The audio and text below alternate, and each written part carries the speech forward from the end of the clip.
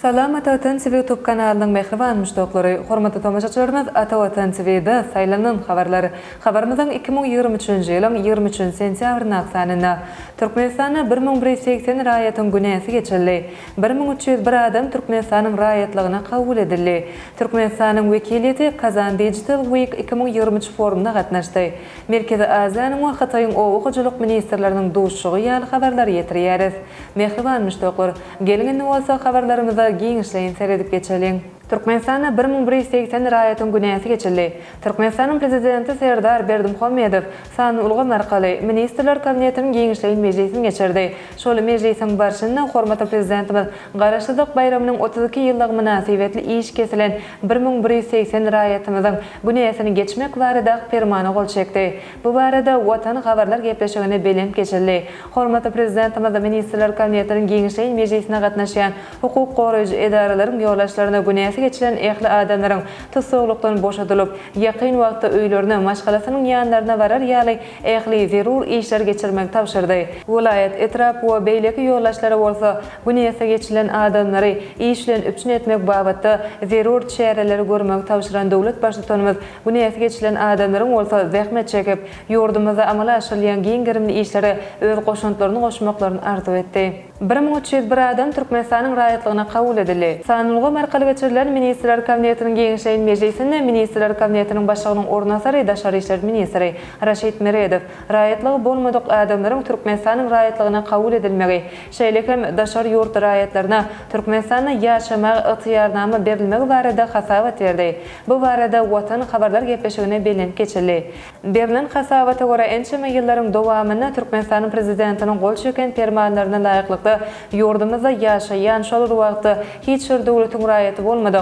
29697 adam Türkmenistanyň raýatlygyna kabul edildi. Şeýlekem häzirki wagtça 4753 daşary ýurt raýatlaryna we raýatlygy bolmadyk adamlara Türkmenistanda ýaşamak üçin ygtyýarnama berildi. Türkmenistanyň daşary işler ministrligi hem-de degişli ygtyýarly dowlat edaralary bilen ýurdumyzyň çäginde kemişelik ýaşaýan we dowlatymyzyň raýatlygyna kabul edilmek barada şahsy ýüz tutmalaryň hasaba alynan 1301 adamyň Türkmenistanyň raýatlygyna kabul edilmek boýunça degişli işler geçirildi. Raýatlyk almak üçin hödürlenen adamlar 32 milletiň wekilleri bolup durýar.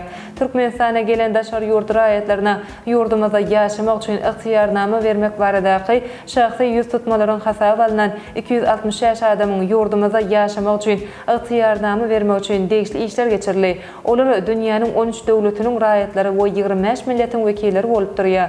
Şundan uralyp hormatly prezidentimiz 1301 adamy Türkmenistanyň raýatlygyna kabul edilmek baradaky fermana hem-de 260 adam Türkmenistanda ýaşamak üçin ygtyýarnama bermek barada karary gol çekdi. Türkmenistanyň wekiliýeti Kazan Digital Week 2023 forumuna gatnaşdy. 2023-nji ýylyň 20-22 sentýabryna Kazanda Kazan Digital Week 2023 adly halkara forum geçirildi. Çeýrek Kazan Expo adly halkara sergi merkezine geçirildi. Bu barada Türkmenistanyň Kazan şäherindäki baş konsullugy habar berýär.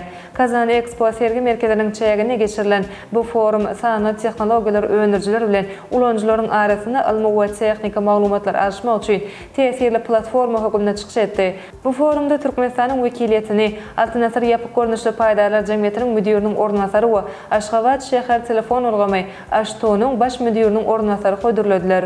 Forum şu tematika uğurlarda geçerli. Intellektual ulgamlary, teze döwürleriň kiber howpsuzlygy, fintech ekosistemasy, iş öýürlüge birleşdirilen innovasiýa, sany senagat 4.0, dowlat dolandyrşyna sany tehnologiýalar, bilimde sany tehnologiýalar, medeniýetde sany tehnologiýalar, saglyk goraýşda ulukmançylykda sany tehnologiýalar, owakyjylygynda sany tehnologiýalar. Forumyň dowamyna Kazan Expo ýokary tehnologiýalar taslamalaryň program üçinçiliginiň enjamlar we program üçinçiliginiň toplumlarynyň tehnologiýa we enjamlaryň işleýän modelleriniň sergisi hem geçirildi. Forumda 31 ýurtdan 5,5 miňden gowrak gatnaşçy hasaba alındy. Merkezi Aziýanyň we Hataýyň owakyjylyk ministrleriniň duşugy, Hataýyň Şensi welaýatynyň ýanyn şäherine Hataý Merkezi Aziýa formatyny owakyjylyk ministrleriniň duşugy geçirildi. Hataýyň owakyjylyk ministri Tan Jensiyanyň başlyklyk etmegine geçirilen duşugy Gırgyz Respublikasynyň owakyjylyk ministri Askarberk Janybekow, Täjik Özbekistanyň Owukajylyk ministri Kurban Hakimzada, Özbekistanyň Owukajylyk ministri Azit Oyitow, Kazakstanyň Owukajylyk ministriniň ornasary Erbol Tazjurekow hemde Türkmenistanyň Hataýdaky ilçisi Farahat Durdiýew gatnaşdy. Ýokary derejede owukajylygyny ykdysady we sowda hyzmatlaşygyny ösdürmek, azyk howpsuzlygy owukajylygyny durnukly ösdürmek mowzugyna geçirilen duşukda Hataýyň ministri Hataý bilen Merkezi Aziýanyň arasyna ýola goýulan diplomatiýa gatnaşyklarynyň üstünden geçen 30 ýylyň dowamyny owukajylyk budugyny oňyn ösüşleriň gazananyny, owukajylyk önümleriniň sowdasynyň ýokarynyň beledi. Şeýlekem Hataýyň owu senagy toplumyna ýolaşlyk edýän ministri şeýlekem duşuklaryň ýzygyderli geçirilmegini ýola goýmak möhümdigini bellep, munyň owukajylygyň strategik hyzmatlaşygy ösdürmäge goşun goşşakdygyny beledi. Şeýlekem Hataýyň ministri diýene paýta bu owukajylyk senagatynyň gök we bakça önümçiligi üçin synav meýdançalaryny döretmek, ähli uğurlarda maýy goýmary artdyrmak, owu ýerlerini owukajylygyny ösdürmek, alymy tehnika alışçylygyny giňeltmek ýaly uğurlarda hyzmatlaşyk etmek möhüm bolup durýanyny beledi. Duşuň jemleri boýunça owukajylygynyň esasy uğurlaryny sowda we maýy goýum hyzmatlaşygyny ösdürmek babaty bililikdäki beýannama kabul edildi.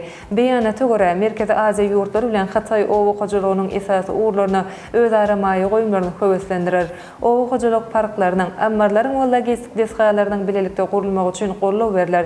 Şeýlekem taraplar Hataý Merkezi Aziýa formatyna owukajylygyny sowda ykdysady hyzmatlaşyk boýunça iş toparyny döretmek babaty ýalaşdylar. Ine mehriban müştaklar, Ata Watan TV-de saýlanan habarlar gepleşigimiziň şuňky sanyna size ýetirmek isleýän habarlarymyz şolardan ibaret. Hormatly tomaşaçylarymyz, ýurdumyzda we dünýäde bolup geçýän täzeliklerden we habarlardan ilkinji bolup habarly bolmak isteseňiz, atawatan.türkmenistan.com saýtymyzy ýazarlamagy ýatdan çykarmaň. Gepleşigimiziň ilk sanyna görüşýänçe hoşta bolun.